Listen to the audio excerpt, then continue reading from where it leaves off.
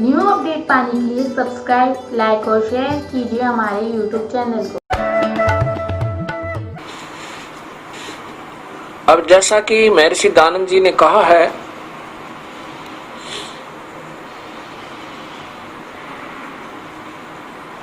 कि परमात्मा आकार में नहीं आ सकता।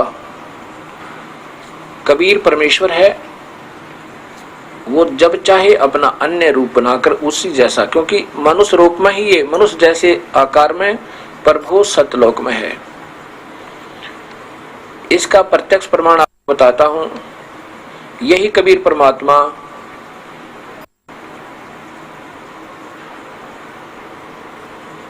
काशी के अंदर 120 वर्ष रहकर काशी में जब आए, कबीर परमेश्वर एक कमल के फूल पर स्वयं ही एक बच्चे का रूप धारण किया था, अन्य रूप मनुष्य का ही बच्चे का।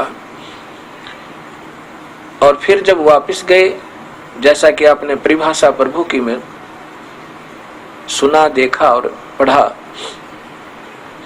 120 वर्ष काशी में रह करके विक्रमी संवत 1575 में और सशरीर हजारों की संख्या में उपस्थित श्रद्धालु भक्तों के सामने मगर में सशरीर गए थे। उनके फूल मिले थे। चादर नीचे एक बछाई थी, एक ऊपर बछाई थी, बीच में कबीर साहब लेट गए थे।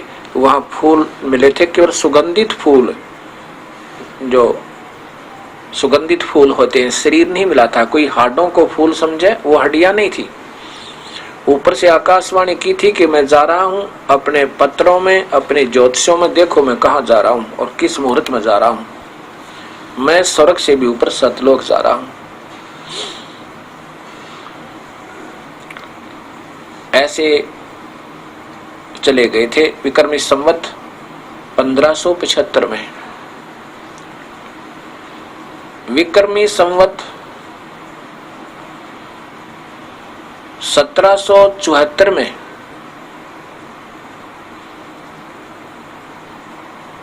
विक्रमी संवत 1774 और सन 1700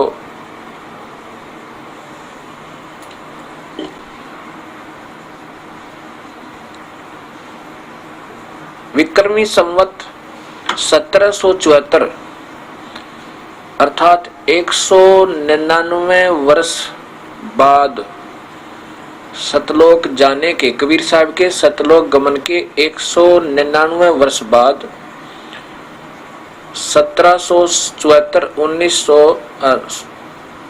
विक्रमी संवत 1774 में गरीबदास जी का छुडानी गांव में जन्म हुआ, श्री बलराम जी के घर पे। और जब गरीबदास जी 10 वर्ष के हुए, वो पाली जाते थे गौओं के को चराने के लिए अपने ही नाना जी के खेतों में।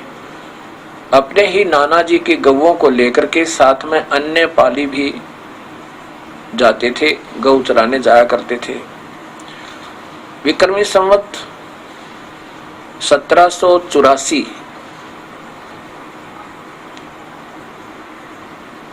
1784 अर्थात 209 वर्ष बाद, सतलोक जाने के 209 वर्ष बाद कबीर परमेश्वर सतलोक से आकर अपना समन्वय, ज्यों का त्यों दूसरा वैसा ही ऊपर वाले शरीर मनुष्य रूप शरीर में जो परमात्मा रहते हैं, ऐसा ही दूसरा रूप बनाकर अपने ओवरकोट पहन कर तेज पुंज का शरीर, उसके ऊपर शरीर का ऊपर एक और डाल कर आए। अर्थात मनुष्य जैसा ही दूसरा शरीर बनाकर तेज पुंज का बनाकर आए। पहले भी शरीर है, जैसे अंदर भी हमारे एक सूक्ष्म शरीर है, उसके ऊपर ये स्थूल शरीर का कवर चढ़ा हुआ है। अब कोई कहे कि पहले हम निराकार थे तो ये शरीर धारण कर लिया तो हम आकार में आ गए, इसलिए हम पहले निराकार ही थे। नहीं, हमारा आकार फिर भी है, वो इन आंखों से नहीं दिखाई देता। उसको सूक्ष्म शरीर कहते हैं, वो दूरबीन से भी नहीं देखा जा सकता। उसके ऊपर एक कवर पहन कर आए। वहां गरीबदास जी को मिले जब वो 10 वर्ष के थे। और गरीबदास जी को कबीर साहब ने एक कंवारी बछिया गाय की जो नए दूध भी नहीं हुई थी और ब्याई भी नहीं थी, उसके ऊपर हाथ रखा था और हाथ रखने से उन्हें अपने आप दूध देना शुरू किया था। एक लोटा भर दिया, आधा दूध स्वयं पिया कबीर साहब ने और बाकी गरीबदास जी को प्रथम उपदेश दिया। उसको पान परवाना कहते हैं।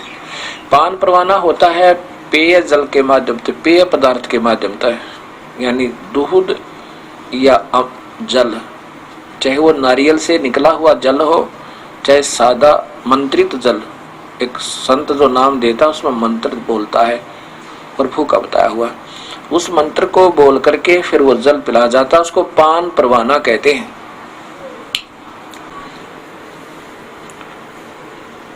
उसको पान परवाना कहते हैं।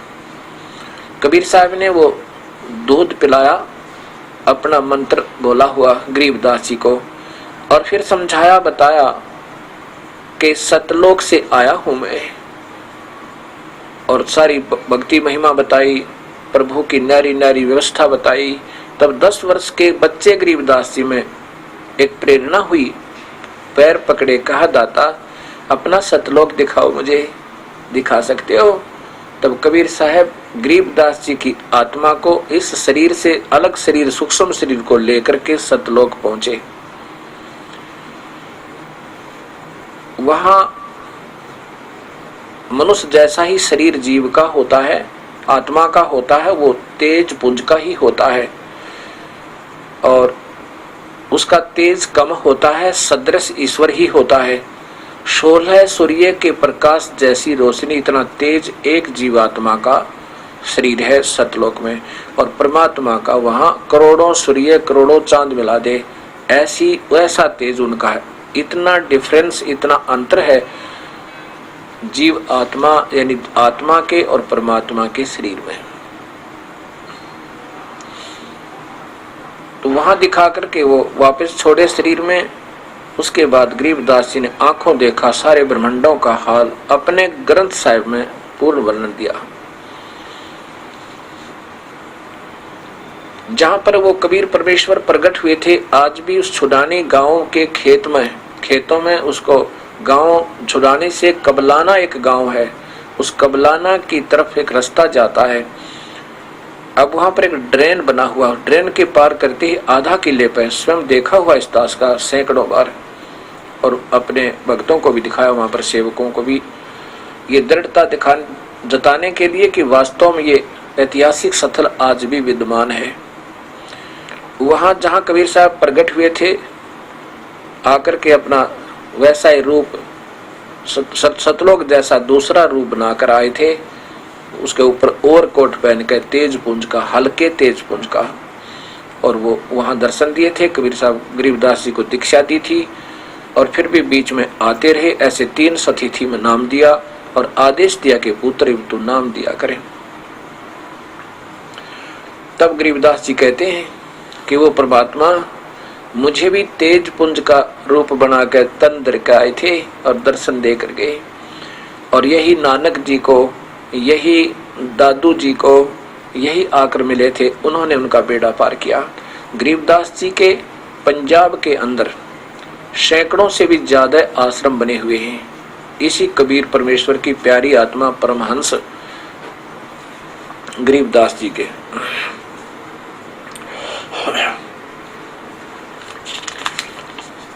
गरीबदास जी ने अपने ग्रंथ साहिब में ब्रह्म वेदी में लिखा है, गबी ख्याल विशाल सत गुरु अचल दिगंबर थीरे हैं, भक्ति हेत काया दर आए अवगत सहत कबीर हैं। वो तेज पुंज का भक्ति हेत काया धर आए अवगत सत कबीर हैं, यानी ऊपर अपना तेज पुंज का शरीर बनाकर आगे बताएंगे ये इसी में। नानक दादू अगम अगादू तेरी जहाज खेवट सही, सुख सागर के हंस आए, भक्ति हिरंबर उरदरी। कोटि भानु प्रकाश पूर्णी, रोम रोम की लारे है, अचल अभंगी है सतसंगी, अवगत का दीदार है। कोटि भानु, करोड़ों सूर्यों जैसा प्रकाश, रोम रोम की लार है। वास्तव में तो उसका ऐसा शरीर है सतलोक में।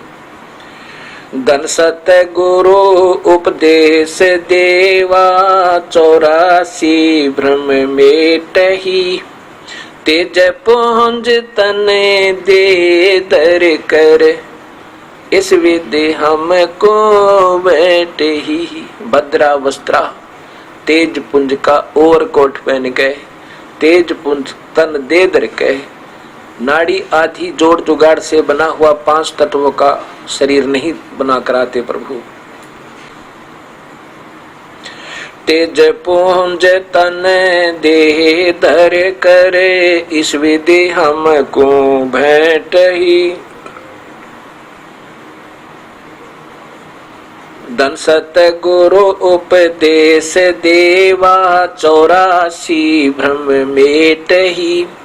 धन है मेरे सत गुरुदेव जिन्होंने मुझे आकर उपदेश दिया और मेरा 84 का 84 लाख जोनियों का जन्म मरण का चक्कर समाप्त कर दिया, यो भ्रम मेट दिया। शब्द निवास आकाश वाणी, यो सत गुरु का रूप है। चंद सुर नहीं पवन पानी, न जा छाया धूप है। वो परमात्मा शब्द निवास यानी अमर रूप में रहता है। आकाशवाणी अर्थात वह सतलोक में अपने भक्तों के लिए आकाशवाणी भी करता रहता है। ये ऐसे मेरे प्रभु का ये सब विवरण रूप का मैं बता रहा हूँ।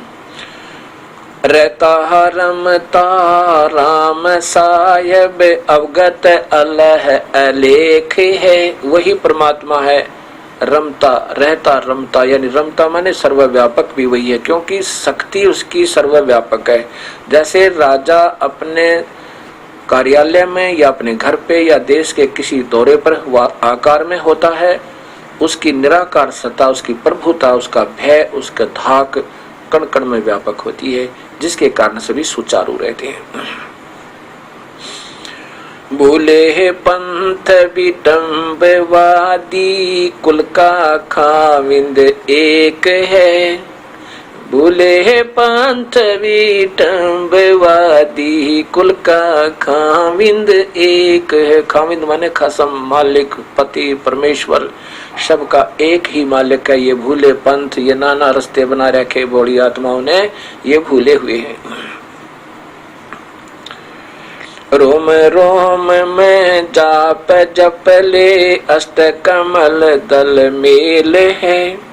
सुरत नृत को कमल पठावो, जादी ही पक बिन तेल है। रोम रोम में जाप जप ले, जो नाम बता रखे हैं, हृदय कसक पूरी कसक के साथ उसका जप जाप कर ले। अष्ट कमल दल मेल है, यानी ये 7 कमल हमारे शरीर में है। अष्ट कमल जो है वो पारब्रह्म सुख, ऊपर जो शरीर इससे बाहर जाएगा, जो पारब्रह्म के अंदर हम जाएंगे, वहां एक अष्ट पंखड़ी का एक और कमल है, 8वां कमल है। उसकी 8 ही पंखड़ी है, उसकी भी 8 ही पंखड़ी, लेकिन इस ब्रह्मांड से बाहर है, वो परब्रह्म के लोक में है। वहां पर अष्ट कमल दल मेल है। सुरत नृत को कमल पठावो, जादी पक बिन तेल है। अपने सुरत नृत को उस कमल पर भेजो जहां पर प्रकाश है बिना तेल का, और वहां पर वो प्रभु का भी दर्शन है। हरदम खोज है नोज हाजर, त्रिवेणी के तीर हैं। दास गरीब तबीब, सतगुरु बंदी ही छोड़े कबीर हैं। हरदम खोज है नोज हाजर, त्रिवेणी के तीर हैं। दास गरीब तबीब सतगुरु बंदी छोड़ कबीर। अब ये प्रमाण आज भी मौजूद है और ये तो कोई ज्यादा समय नहीं हुआ है। सन 1717 में गरीबदास जी का अवतरण हुआ और 61 वर्ष रह करके सन 1778 में छुडानी के अंदर हरियाणा के जिला पुराना रोहतक अब झज्जर में एक गांव है छोटा सा छुडानी। उस छुडानी गांव में शरीर त्याग दिया 61 वर्ष की आयु में, ऐसे बैठकर स्वाभाविक। वहां पर उनके वंशजों ने सेवकों ने एक मंदिर बना रखा है, छत्री साहेब नाम है। वो मंदिर केवल यादगार है कि यहाँ पर ये परमेश्वर की प्यारी आत्मा गरीबदास जी का आए थे और यहाँ पर उन्होंने अपनी लीला की थी, बस केवल ये यादगार है। अब उसमें मंदिर बना लिया, घंटी बांध ली, उसके ऊपर मूर्ति रख ली। कहा कहते हैं यहीं पर आने वालों का उद्धार होगा। ये उनकी अपनी सोच है, अपनी अटकल है। लेकिन ऐसा ही संत जैसा गरीबदास जी, उन्हीं के पद चिन्हों पर चलने वाले परम संत, तीनों नामों के देने वाले, सार शब्द का देने वाला, अगर मिलेगा तो जीव मुक्ति होगी, अन्यथा नहीं होगी। मैं जो आगे और बताना चाहता हूं, गरीबदास जी का एक शिष्य भूमड़ नाम का सैनी, भूमड़ सैनी, सहारनपुर से आया करता था। पैर से लंग थी, लंगड़े थे। और अंतिम वर्ष में जब गरीबदास जी ने शरीर छोड़ा यहाँ पे, तो वो उस भूमड़ भक्त ने सहारनपुर से प्रति महीना पूर्णिमा के दिन गुरुदेव के दर्शनार्थ हरियाणा के, उसमें हरियाणा तो नहीं था, यानी रोहतक जिला के अंदर छुडानी गांव में अपने गुरुदेव के दर्शनार्थ आने का कति दृढ़ फैसला किया कि प्रति महीना अपने गुरुदेव के दर्शन करने आया ही करूंगा। और वहां से पैदल चलना, उसमें यातायात के साधन थे नहीं, पैदल आना पैदल जाना, 4-5 दिन जाने में, 4-5 दिन आने में। ऐसा गरीबदास जी ने देखकर कहा कि पुत्र तू अब यहाँ मत आना। इस बात को सुनकर भूमड़ रोने लग गया कि मेरे से कोई गलती होगी प्रभु। ए गुरुदेव, गरीबदास जी ने कहा नहीं पुत्र, कोई गलती नहीं हुई, अब मैं आपके पास वहीं आके रहूंगा कुछ दिन। यहाँ तो मेरा कार्य पूरा हुआ, बच्चों की परवरिश कर दी, क्योंकि गरीबदास जी ने शादी करवाई, उनके संतान हुई।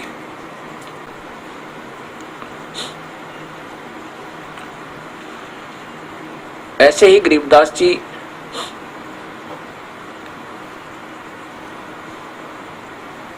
विक्रमी 1978 में भादुआ के उतरते की, यानी भादुआ सुदी द्वितीया के दिन शरीर छोड़कर, और 6 महीने के, लगभग 6 महीने के बाद बसंत पंचमी के दिन वहां फिर उसी शरीर में ज्यों का त्यों सहारनपुर में प्रकट हो गए, मनुष्य शरीर धार के, और भूमड़ से मिले जाके। 6 महीने तक भूमड़ रोता रहा कि गुरु जी का आदेश है कि छुडानी नहीं आना, और मैं दर्शन बिन रह नहीं सकता, जैसे सर्प मणि बिना और मीन जल बिन तड़पती है, ऐसे रो रो का बुरा हाल किया। और सोचता रहा कि प्रभु अवश्य मेरे से कोई गलती बनी है, आपने मेरे को छुडानी आने से मना कर दिया। ए दाता, ऐसी क्या भूल बनी दास पे, अक्षमा कर दो, आपका बच्चा आपके चरणों की धूल हो, मुझे दर्शन दे दो दाता, मेरी गलती बता दो मालिक, और आदेश बिना मैं आऊं तो भाई मेरे को, मैं जो है भक्तिहीन हो जाऊंगा, गुरु मर्यादा भंग हो जाएगी। इस डर से छुडानी भी नहीं आया। 6 महीने के बाद बसंत पंचमी के दिन जब गरीबदास जी वहां पर जाके मनुष्य शरीर धारण करके वैसा ही ज्यों का त्यों जैसा छुडानी में थे, 61 साल की आयु जैसा ही भूमड़ से मिले, भूमड़ चरणों में गिर गए और गिर के रो के पूछते हैं, प्रभु दास पर कोई गलती हुई? ए दाता, आपने बता दो, मुझे कोई गलती हो गई होता है। तो गरीबदास जी कहने लगे, पुत्र कोई गलती नहीं हुई तेरे थे, अब मैं तेरे पास ही रहा करूंगा। अब ज्यादा ना लंबा बता करके मैं ये बताना चाहता हूं कि वहां 35 वर्ष रहे गरीबदास जी, और हिंदू और मुसलमान उनके शिष्य हुए। वहां पर पुरानी अनाज मंडी में गरीब सराय नाम से मोहल्ला बना हुआ, गरीबदास जी के नाम था। और 61 वहां 35 वर्ष रह करके गरीबदास जी ने जो शरीर छोड़ा, तो वहां सहारनपुर से 2 घोड़ों पर सवार होकर वहां के सेवक छुड़ानी आए, ये पता करने के लिए कि महाराज जी का ने शरीर त्याग दिया है गरीबदास जी ने, उसका अंतिम संस्कार कहाँ करना है। छुड़ानी में लाए सबको या सहारनपुर में ही उनका अंतिम संस्कार कर दें। जब वो दोनों घुड़सवार वो सेवक छुड़ानी में आए, उन्होंने कहा कि गुरुदेव ने गरीबदास जी ने प्राण त्याग दिए हैं, शरीर त्याग दिया है और उनका सब यहाँ लाना है या वहीं अंतिम संस्कार कर दें, जैसे आपका आदेश हो ऐसे करेंगे। तब वहां गांव वाले उस भगत आत्मा कहने लगे, किस गरीबदास का जिक्र कर रहे हो? अपने गुरुदेव गरीबदास जी का, जो छुड़ानी वाले जो यहाँ रहा करते थे, भूमड़ भगत के गुरुदेव हैं और हमने भी वहां उनसे दीक्षा ले रखी है।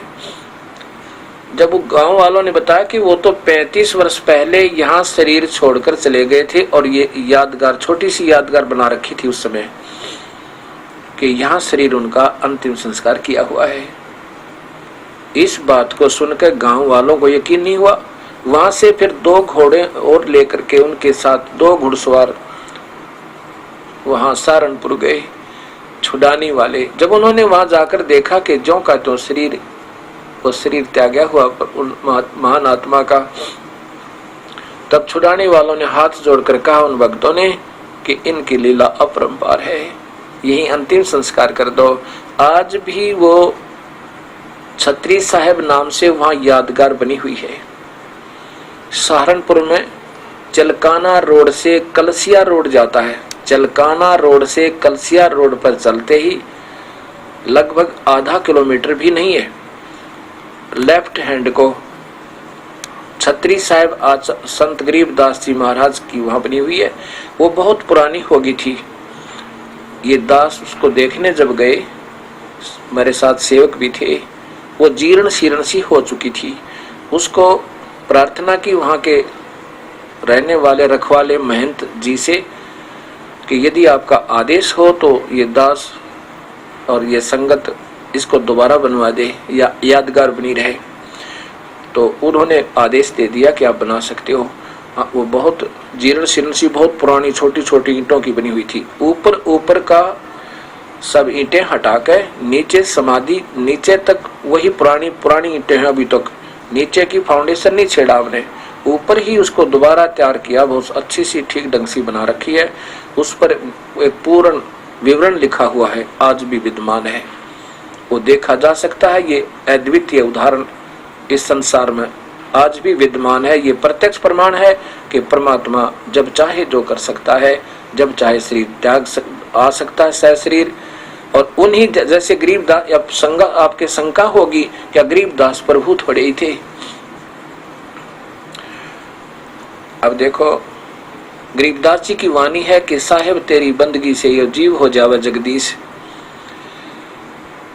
भक्ति के कारण प्रभु जैसे कुछ लक्षण भक्त आत्मा में भी आ जाते हैं। ये सिद्ध कर हो गया कि जब एक हंस, एक संत, हंस माने अच्छी आत्मा भी एक स्थान पर शरीर छोड़ के दूसरी जगह प्रकट हो सकती है, तो प्रभु को क्या देर लगे? वो जो चाहे सो कर सकता, वो और ज्यादा समर्थ है।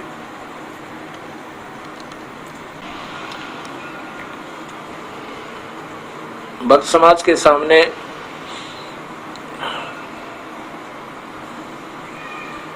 मैं चाहता हूं कि आज वर्तमान में जितने भी महापुरुष भक्ति मार्ग को प्रशस्त कर रहे हैं, उनके अनुयायी पंथ बने हुए हैं, उन सबके ही शास्त्र दिखाऊं। मैं अपनी तरफ से कुछ नहीं कहना चाहता, मुझे क्षमा करना। और जिससे ठीक है, जो उन नहीं मानेंगे तो लगे रहेंगे। हो सके भविष्य में इन भक्तों को जो पुण्य आत्मा है वो अपना सत मार्ग पकड़ जाए। ये देखिएगा,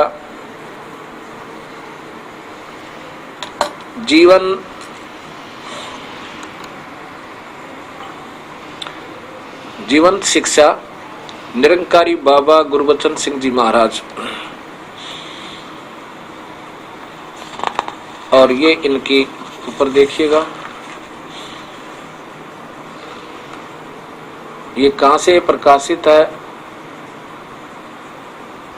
निरंकारी बाबा जीवंत शिक्षक निरंकारी बाबा गुरबचन सिंह जी महाराज, ये JRD प्रकाशक है, संत निरंकारी मंडल दिल्ली। इसके 162 पृष्ठ पे, इनके 162 पृष्ठ पर आप देखिएगा कि मौलिकता, यहां देखना नीचे 162 पृष्ठ है। इसमें बाबा जो कहीं विदेश में गए थे तो उन्होंने अपने एक सेवक से कहा, पूरी साहिब थे कोई उनके सेवक, कि इन कुछ बच्चे हैं जो विदेशी, इनको ज्ञान समझा दे, जो नाम दे दे। चलो उन्होंने आदेश दे दिया, पुरी जी ने ज्ञान दे दिया। ज्ञान, बाबा जी ने पूछा कि ज्ञान दे आए हो? हाँ जी। फिर बाबा जी ने पूछा, सिमरन कौन सा दिया है? पुरी साहब ने कहा, बाबा जी यही 1 दाओ फॉर्मेसिस और surrender to thee kindly 2-3 kindly forgive me. हजूर बाबा जी यह तो ठीक है, उन्हें कहा कि समझाने के लिए आपने सिमरन को भी ट्रांसलेट अनुवाद किया है, लेकिन ज्ञान पूरा नहीं दिया गया। आप जानते हैं कि भाषा कोई भी हो,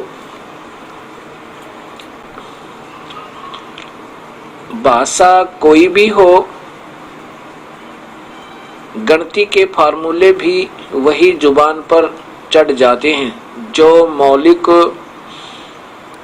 होते हैं। इसी प्रकार ज्ञान किसी भी भाषा में दिया जाए, सिमरन एक ही है, एक तू ही निरंकार, मैं तेरी शरण, मुझे बख्श लो। ये मंत्र है इन महर्षि जियों का, इन महाराज जियों का।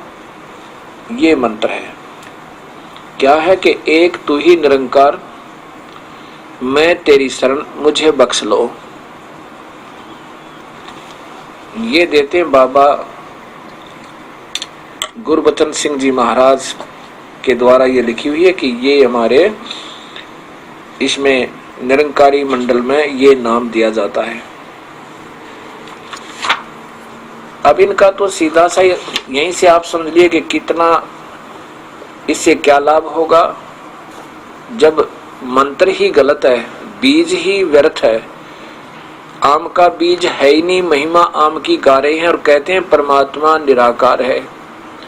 निराकार कैसा? ये प्रकाश को भी निराकार नहीं मानते, कहते हैं परमात्मा का क्या? परमात्मा देखो ये क्या शेप है आपके बीच में, ये क्या है बीच में? कुछ नहीं, बस तो फिर उसका क्या आकार है? वो तो ऐसा है, नाम यही है, बस तू ही एक निरंकार, मुझे बख्श लो, तू ही एक निरंकार, मैं तेरी शरण हूं, मुझे बख्श लो। और खाना पीना मौज करो, खाने की कोई आंट नहीं। हजारों की संख्या में भक्तात्मा इस दास के पास आए हैं, उन्होंने बताया है कि हमारे को तो बड़ा धोखा लगा है, जहां पर कोई परहेज ही नहीं उस परमात्मा को, जब यहाँ के हमारे चस्के नहीं छूटे और जाना उस परमेश्वर के पास। ये निराकार, ये काल तक के साधक ही अभी तक अनजान पने में अपनी भक्ति को सत्य मानकर इसमें उलझे पड़े हैं। ये स्वयं भी धोखे में है और साथ में लाखों और करोड़ों की संख्या में भोली आत्माओं को अपने पीछे लगा रहे हैं। ये प्रभु के दोषी होंगे। इन्होंने फिर वेदों से प्रारंभ करना चाहिए, गुरु ग्रंथ साहिब से प्रारंभ करना चाहिए, कुरान शरीफ से प्रारंभ करना चाहिए, पवित्र बाइबल को फिर देखना चाहिए। जब जाकर के ये सारा भक्ति मार्ग सीधा होगा, नहीं तो ठीक आपकी मौज, जैसे आपको ठीक लगे करते रहना। इस दास की ड्यूटी लगाई है प्रभु ने, हम अपना कार्य पूरा करेंगे। और भी बहुत से पंथ हैं। अब बहुत सी शंकाएं भी आती हैं भक्तात्माओं पर, नया ज्ञान होता है, उसमें सभी को ये एकदम अजीब सा लगता है। लेकिन अजीब तो इसलिए बन गया कि क्योंकि ये सत्य है और ऐसे तो हमने पहले ज्यादा सुन लिया। जब प्रभु एक है, उसका मार्ग भी एक ही होगा, नाना नहीं हो सकते। उनका वेद एक है, ज्ञान एक है चारों वेदों में, और वहीं से हमने प्रारंभ करना होगा, तब ये हमारा उलझा हुआ ज्ञान फिर सुलझेगा। अब बहुत से प्रश्न हमारे ऊपर पास आए हैं, बड़े प्यार भरे और प्रशंसा भरे हुए पत्र, श्रद्धा भाव से भरे हुए पत्र, और कह रहे हैं कि ये इतना अनमोल ज्ञान और ये बिल्कुल सच्चाई है परमात्मा अभी तक कहाँ छुपी हुई थी। देखो, मनुष्य जन्म का वास्तविक उद्देश्य केवल प्रभु प्राप्ति है।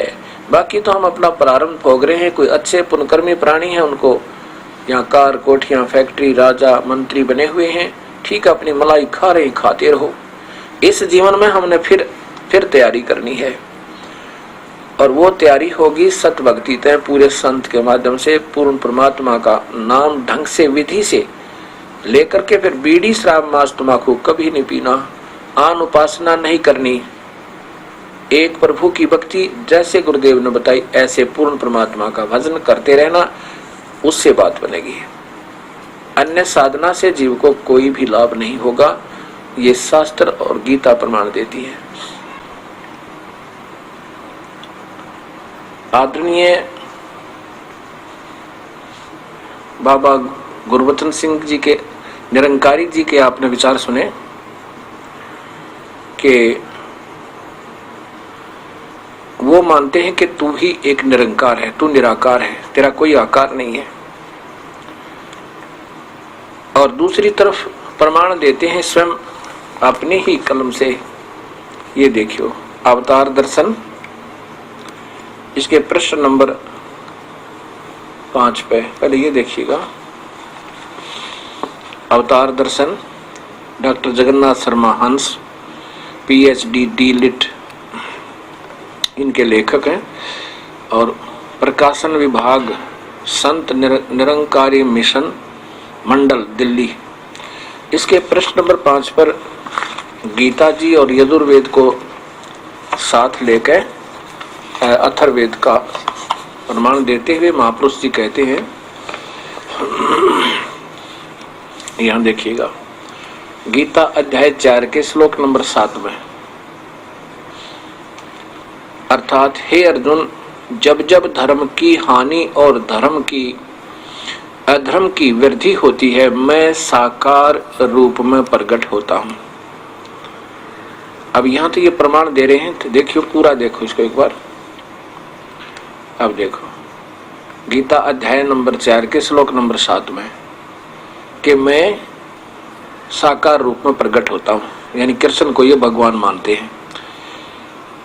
और अथर्ववेद के अध्याय मंडल नंबर 5 के सूक्त नंबर 1 का श्लोक नंबर 1 में ये कहते हैं, ये सत्य है कि गुप्त रहस्य है, और जो अविनाशी नित्य दिव्य जन्म वाला परमात्मा धर्म की रक्षा के लिए मनुष्य आदि योनियों में प्राप्त होता है। ये इसका इन्होंने श्लोक का सहारा लिया।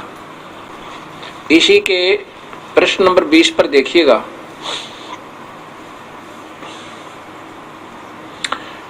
ये स्वयं जो निरंकारी मंडल के प्रवर्तक हैं, इस पंथ के महाराज अवतार जी, उनकी वाणी है। बिन देखे बिन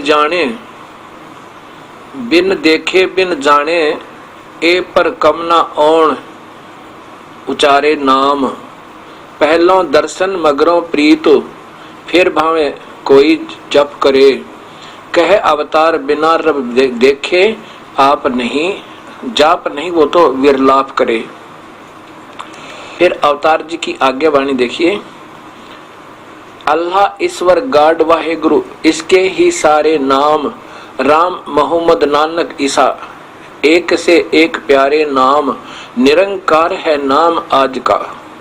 ये नया जा बता दिया, निरंकार है आज का नाम उसका, निरंकार है नाम आज का, यह भी कोई पुकारे नाम, बिन देखे बिन जाने इसको व्यर्था कोई उचारे नाम, पहले दर्शन पीछे प्रीति, फिर चाहे कोई जप जप करे, कह अवतार बिना हर देखे, जाप नहीं विरलाप करे।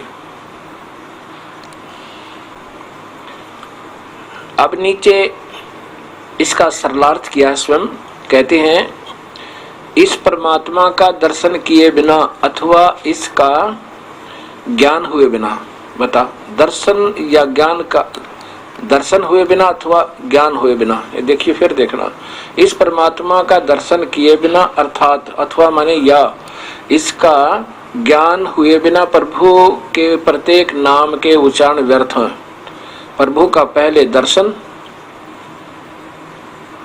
दर्शन इसके पश्चात यदि पहले दर्शन अप्रोक्ष अनुभूति, ये दर्शन है, अप्रोक्ष गुप्त अनुभूति इसको दर्शन कहते हैं अथवा ज्ञान हो जाता है, तो पीछे इस हरि से प्रेम स्वमेव हो जाता है। अब विचार करो भक्तात्माओं, अब यही नहीं समझ में आ रहा ये कहना क्या चाहते हैं, समाज को देना क्या चाहते हैं, ये बताना क्या चाहते हैं और कह क्या रहे हैं, और फिर क्या अनुभूति कराते हैं। जिन भक्तात्माओं ने इनसे उपदेश था महापुरुषों से, अब यहाँ इस दास के पास काफी आए हैं, उन्होंने बताया कि बस ये बताते हैं भगवान का कोई आकार तो है ही नहीं, यही सोचो जब हम निरंकार कह ही रहे हैं तो आकार तो है ही नहीं। और फिर क्या दिखाते हैं, देखो इन दोनों हाथों के बीच में देखिए क्या दिखाई देता आपको, वो कहेगा कुछ नहीं जी, बस तो फिर उसका आकार क्या है, होगी अनुभूति को होगी जी, बस ठीक है। अब कुछ खाओ, शराब पियो, मांस खाओ, गुट्टी छुट्टी लाओ, कोई पाबंदी नहीं, कोई प्रीत नहीं खाने पीने में, बस तो फिर तो मौज है, करोड़ों संख्या में इकट्ठे हो जाए। और ये दास कहता है बीड़ी शराब मांस तमाकू को कभी नहीं छूना, यदि प्रभु चाहते हो और लीला करते हो तो करते रहो, ये कभी परमात्मा व्यसन करने वाले को, अमल करने वाले को, नशा करने वाले को, मांस खाने वाले को, शराब पान करने वाले को, सुल्फा पीने वाले को प्रभु नहीं मिल सकता। इन्होंने तो ऐसा काम किया हुआ महापुरुषों ने, ठीक है एक बार तो दुख होगा इनको, क्योंकि ये अपने मार्ग को सत्य मानकर प्रचार कर रहे हैं।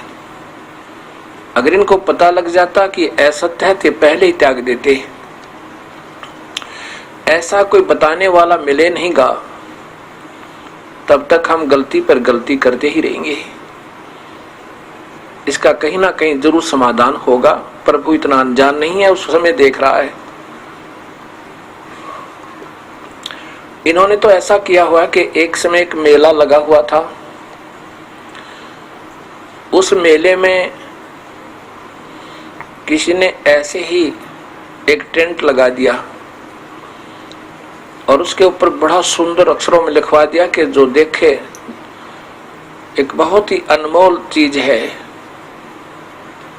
जो नहीं देखेगा वो पछताएगा। सारे मेले का ध्यान एकत्रित हो गया और वहां पर गेट पर काफी व्यवस्था कर दी कि 1 रुपया लगेगा टिकट का, और इस दरवाजे से टेंट में प्रवेश करो, उधर निकल जाओ। तो दुनिया की लाइन लगी। अब अंदर जाओ तो टेंट में क्या कुछ भी नहीं, एक और खड़ा लठ लिए वहां पे, वो अंदर जाने वाला नोट पहले ले लिया 1 रुपया, क्योंकि पहले 1 रुपये की बहुत कीमत होती थी, आज तो 100 रुपये भी नहीं है उस 1 रुपये की कीमत, शायद 100 रुपये के लगभग हो, इतनी कीमत थी चांदी का रुपया।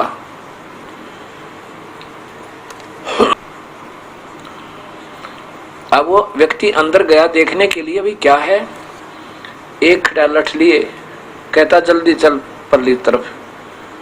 भी कहते बहुत अजीब चीज है, नहीं देखा तो पछताएगा, मैं ठीक है, नहीं देखता तो तू पछताता नहीं, चल निकल जाए यहाँ से। वो आगे निकल गया। अब वो कि कोई बाहर वाले पूछे भाई क्या देखा, वो शर्मानता बतावे नहीं, हंसी मजाक करेंगे तेरा कि 1 रुपया ठगुआ का आ गया। वो कहता भी कमाल हो रहा है, क्या बात कही। मतलब बहुत देखने जोगी चीज है, जो नहीं देखेगा वो पछताएगा। फिर तो जी लाइन लगी, इस गेट से पैसे ले, पिछले से निकाल दे, इससे पैसे ले निकाल दे। करोड़ों की संख्या में पार कर दिए, लाखों की संख्या, हजारों की संख्या में, और कोई नहीं बताओ एक दूसरे ने क्या देखा। अब देखो शास्त्र हमारे पास है और प्रभु एक बतावें, साधन अपने अपने बतावें, नाम से मुक्ति बतावें, नाम भिन्नता कर रहे, तो ऐसे प्रभु नहीं मिलता। अब इन महापुरुषों ने क्या कर दिया, शास्त्रों को समझ तो आई नहीं इनको, अब उनमें फेरबदल प्रारंभ कर दिया इन कलयुगी महात्माओं ने, ऋषियों ने, संतों ने। आप देखिएगा, आपको दिखाता हूं एक वैदिक गीता।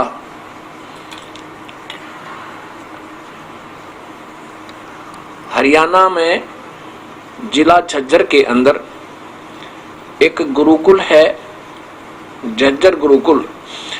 इसमें ये महात्मा जी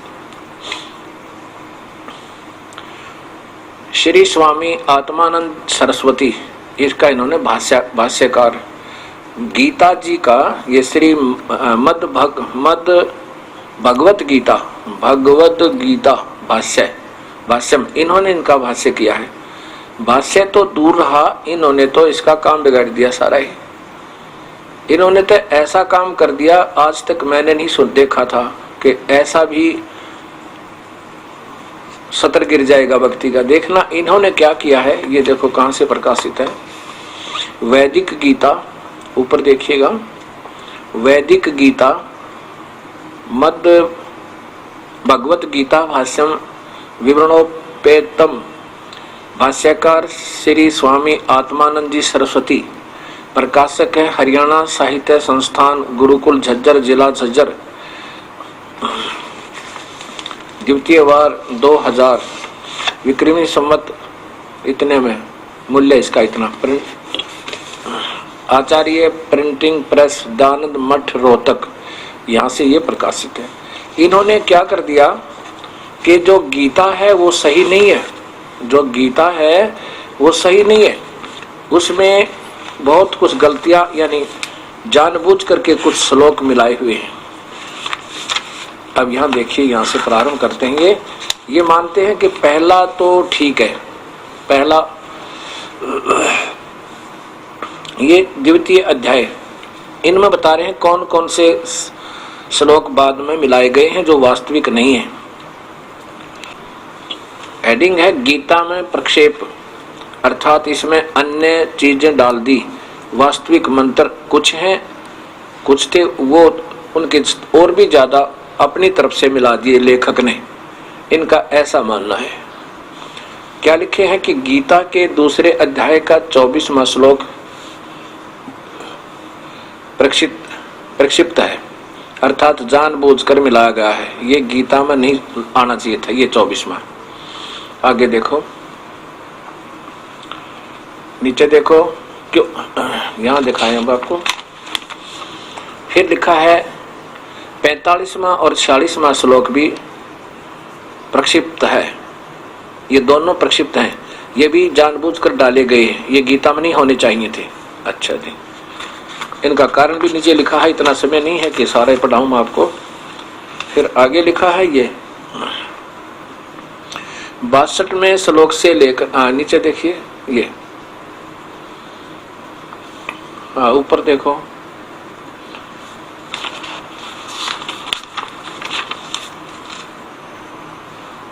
इन्होंने ये अगती, ये देखो फिर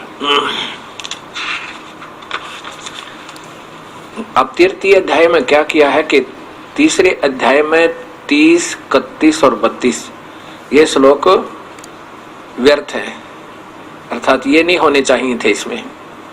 आगे फिर देखो, अब चौथे अध्याय में प्रारंभ से लेकर 25 श्लोक, एक से लेकर चौथे अध्याय का 1 से लेकर 25 श्लोक नहीं चाहिए थे इसमें, ये जानबूझ कर डाले गए, प्रक्षिप्त है। अच्छा आगे देखिए,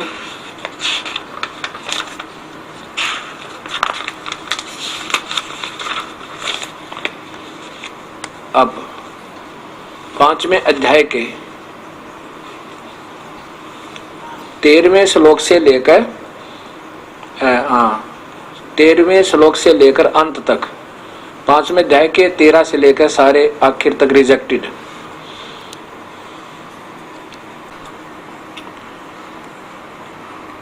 अब देखिएगा भक्त समाज, ये क्या होने लग रहा है, इन मजाक बना रखा है धार्मिक शास्त्रों को, जिसको जैसी समझ है ऐसा ही करके इसको उल्ट सुलट, और ऐसा करके छोड़ देंगे कि अंत में सभी नास्तिक हो जाएंगे, कोई प्रभु को नहीं मानेगा। नाना प्रकार के मत, नाना प्रकार के विचार, शास्त्रों को ऐसे बुरा हाल कर दिया, गीता का ही एक किस्म से विनाश कर दिया।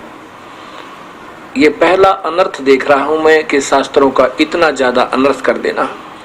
वैसे तो होता आ रहा है कि महाभारत के अंदर से भी काफी प्रकरण निकाल दिए गए जो इनकी समझ में नहीं आए, किनकी, लेखकों की, महाभारत के लेखकों की। और ऐसे ही ये ओमानंद जी सरस्वती जी ने, आर्य समाज के यहाँ के गुरुकुल झज्जर के ये संस्थापक भी माने जाते हैं, अर्थात यहाँ के बहुत ही अच्छे प्रभुताशाली महात्मा माने जाते हैं। इन्होंने समझ में तो आया नहीं कि गीता को में लिखा क्या है और कैसे इसको पढ़ना चाहिए था, तो उनको रिजेक्ट कर दिया कि ये भी नहीं चाहिए थे, ये भी श्लोक नहीं चाहिए थे, ये वैसे मिला दिए। आगे देखो, अब क्या क्या दिखाऊं आपको। ये तो सारों में ऐसे क्या हुआ, अब आपको दिखाता हूं कि छठे में भी, छठे अध्याय में 5वां देखा था आपने, अभी चलो नहीं किया। अब देखियो ये छठा, इसमें भी कितने श्लोक निकाल दिए, 14 से लेकर 23 तक 10 श्लोक, ये भी गलत है, ये जानबूझ कर डाले गए। फिर देखिए यहाँ पर छठे में, 7वां देखो पहले, कहते हैं 7वां अध्याय तो संपूर्ण ही व्यर्थ है, 7वां सारा ही, और 8वें अध्याय के पहले 7 श्लोक भी गलत हैं, यानी ये नहीं चाहिए थे। 7वां अध्याय संपूर्ण और 8वें अध्याय के पहले 7 श्लोक प्रक्षिप्त हैं, यानी ये भी जानबूझकर डाले गए। अब 8वां देखो, वो तो 7 तो निकाल ही दिए, आगे बताते हैं कि अध्याय 8वें अध्याय में, 8वें अध्याय के 12 से लेकर 21 तक, पहले 1 से 7 तो वह रिजेक्ट कर दिए, और 12 से लेकर 21 तक ये भी गलत है। गीता में प्रक्षेप 13 अध्याय, 13वें अध्याय के प्रथम से लेकर 6 श्लोक, और आगे भी हैं इसमें। हाँ ये देखो, 13वां रिजेक्ट हो गया। अब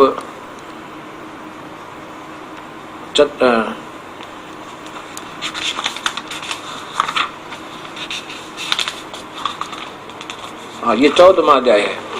14वें अध्याय में, 14वें अध्याय में दूसरा, तीसरा और चौथा श्लोक प्रक्षिप्त है।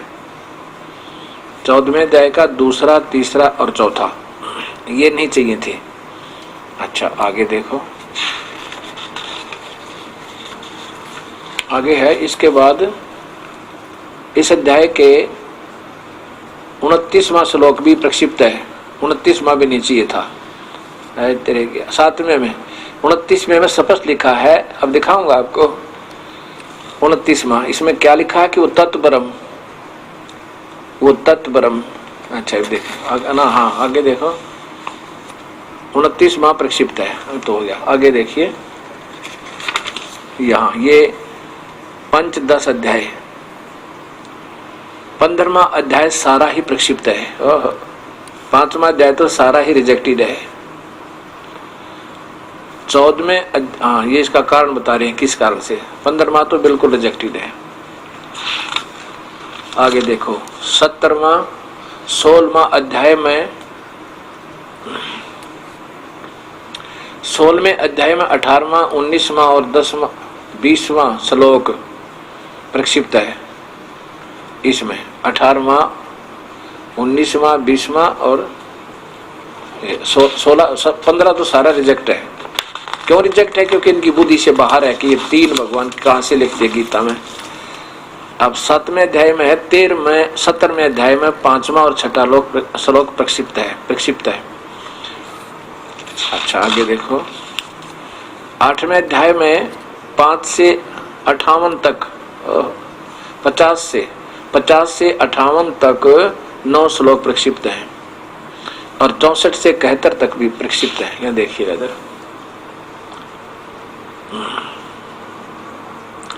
ये 64 से लेकर 71 तक भी श्लोक प्रक्षिप्त है। 64 से 71 भी रिजेक्ट कर दिए और 50 से 58 भी रिजेक्ट कर दिए।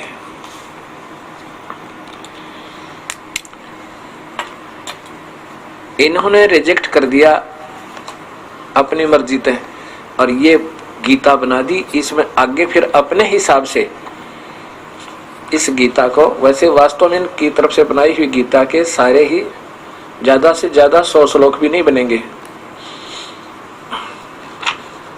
सारा इतनी गीता, ये तो वैसे इनका अपना टिप्पणी थी और यहाँ से गीता प्रारंभ करते हैं ये, जिसमें कुछ श्लोक प्रथम दूसरे अध्याय के चौथे के साथ मिला लिए कि ये यहाँ होने चाहिए थे, ये यहाँ होने चाहिए थे। कमाल की बात है। अब अनजान मिस्त्री और कोई मोटर कार को ठीक करे, उसको मिस्त्री ही नहीं है, व्हीलों को तो ऊपर छत पे फिट करे, स्टेयरिंग को पीछे लगा दे कि यहाँ होना चाहिए था अपने दिमाग से, और गाड़ी बना दी। अब यहाँ देखो,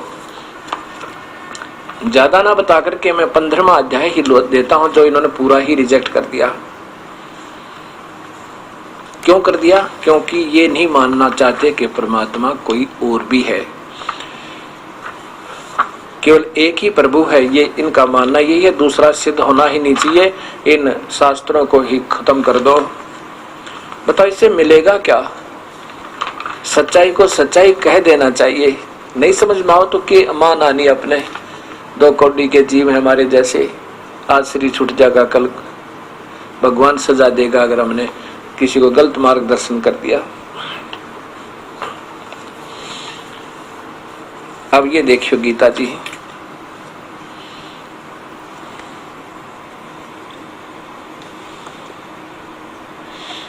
और 7वां अध्याय पूरा ही रिजेक्ट कर दिया इन्होंने।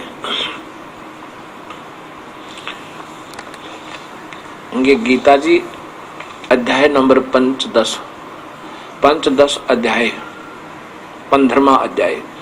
इसमें प्रथम श्लोक में लिखा है कि ऊर्ध्व मूलम, ऊपर के मूल वाला, अधः शाखम, नीचे को शाखाएं वाला, अस्तुतम प्राहु अवम छंदासी अस्य प्रणानी ये तम वेद स वेदवित।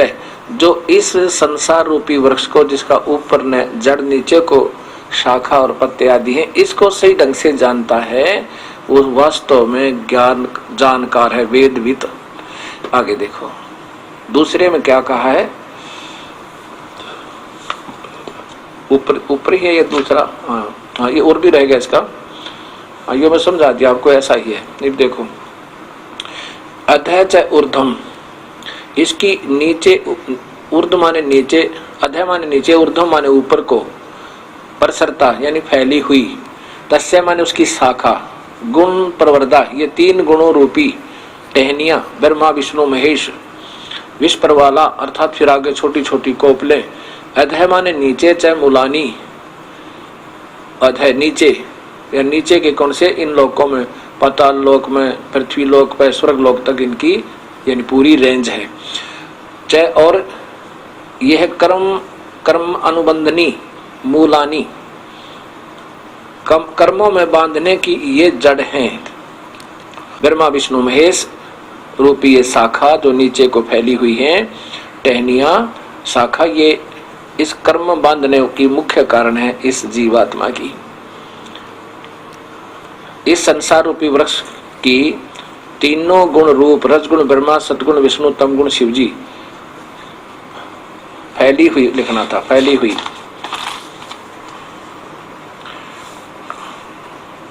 देखिएगा विषय भोग, ये रूप वाली विषय विकारों रूपी कोपले अर्थात शाखा, कोपलों वाली शाखा माने ये ब्रह्मा विष्णु महेश रूपी तीनों शाखाएं, त्रिगुण शाखा नीचे और ऊपर फैली हुई हैं मनुष्य लोक में, और कर्मानुसार बांधने की ये मूल कारण है, मूलानी है। कर्मानुबंधनी मूलानी अधः नीचे और ऊपर, नीचे ये नीचे के लोकों में फैली हुई है ये तीनों में।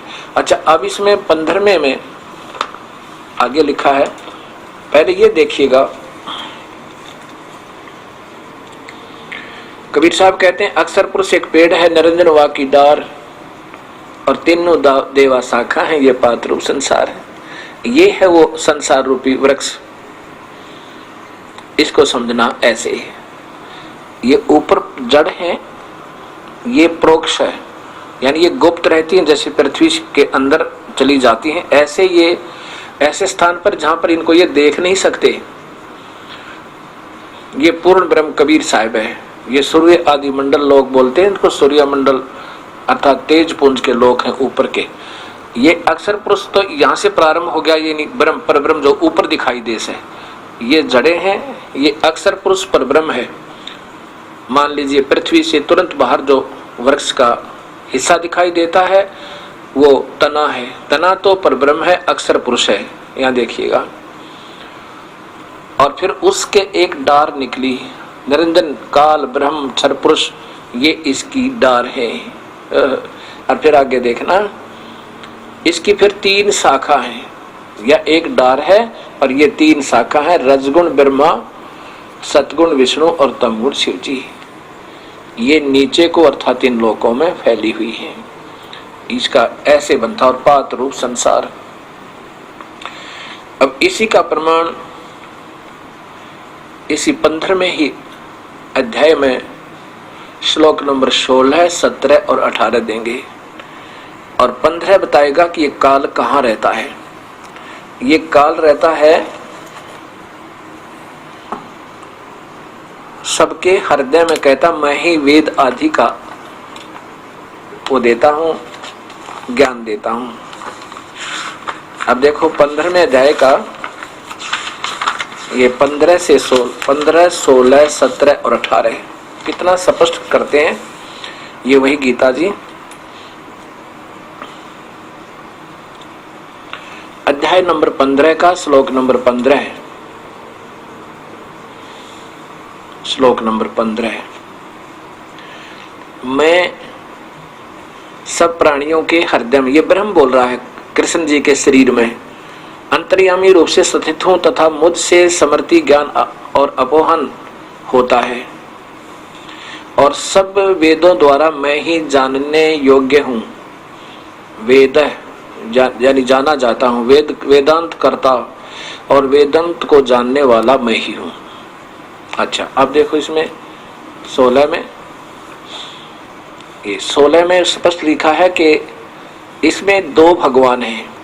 लोके माने पृथ्वी वाले लोकों में, नीचे के जो लोक हैं पृथ्वी वाले, पर ब्रह्म और ब्रह्म के लोक हैं। इनमें नासवान और विनाशी भी 2 प्रकाश के पुरुष माने भगवान हैं, 2 प्रकार के भगवान हैं। और इसी प्रकार 2 सतिथि जीवों की है कि संपूर्ण प्राणियों के शरीर तो नासवान है और जीवात्मा अविनाशी है। 15वां देखो,